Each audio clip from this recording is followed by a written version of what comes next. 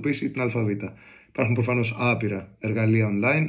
Με το που πάτησα Caesar Cipher βγάζει αυτό για παράδειγμα. Μπορώ να δούμε ότι αν βάλω το κλειδί 1 και του γράψω το γράμμα α, θα γίνει β. Εδώ πέρα, άμα βάλω το γράμμα β, θα είναι c κτλ. Οπότε το 7 είναι το κλειδί μας. Ένα κλειδί έχει ο Caesar Cipher, ένα κλειδί. Το 7 είναι το κλειδί μας.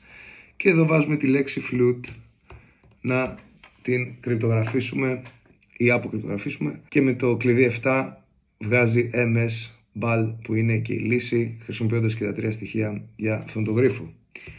Βάζω λοιπόν MS BAL και προχωράω. Στο step 2 πάλι έχουμε ένα κλου.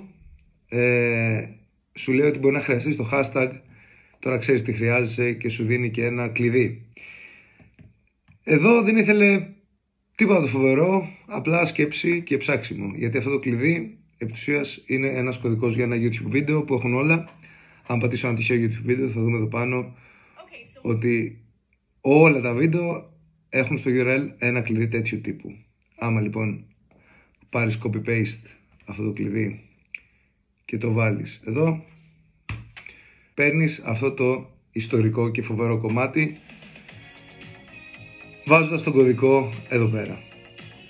Και σου λέει ότι μπορεί να χρειαστείς το hashtag, διότι πρέπει να πάρεις το hashtag από αυτό το κομμάτι που έχει όλη τη λέξη, και παίρνοντας όλη τη λέξη που πρακτικά είναι όλος ο τίτλος, αλλά επειδή είναι hashtag είναι ενωμένα, εκεί ήταν η μαγιά αυτού του γρίφου, το βάζεις εδώ όλο το Never Gonna Give You Up και προχωράς. Τρίτος και τελευταίος γρίφος είναι μια πρόταση που σου λέει κάποιες διδαγμένες ότι ήμουν εδώ, ήταν εδώ, και μια φράση εδώ που τελειώνει με over.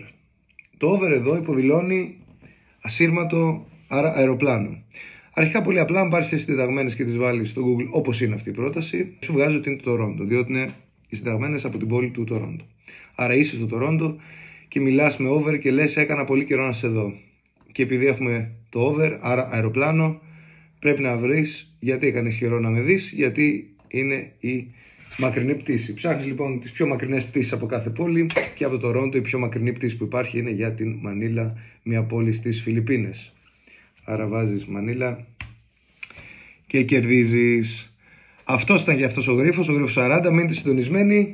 Ανεβαίνει σε λίγες μέρες ο γρίφος 41 και τα λέμε εκεί.